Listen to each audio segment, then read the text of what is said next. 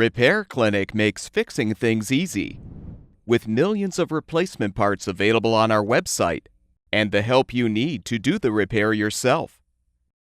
Since we encourage you to perform this repair safely, a warning icon will appear when you should use caution.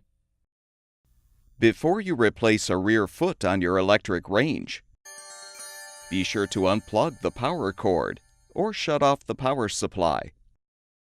If applicable, pull the range forward until the rear foot is free of the anti-tip bracket. Have an assistant help you to lift the rear of the range up, then support it with a wood block or a comparable sturdy object. Fully unthread the old foot if still intact.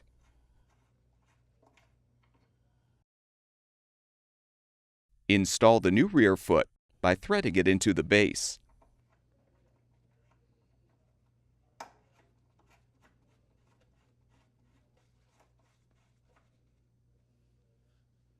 Adjust the new foot so the appliance is level, from side to side and front to back. Reposition the range in the anti-tip bracket if applicable. Plug the power cord back in or restore the power supply, and the electric range should be ready for use. At Repair Clinic, we make fixing things easy. Thank you for supporting the production of these videos by purchasing your parts from our website.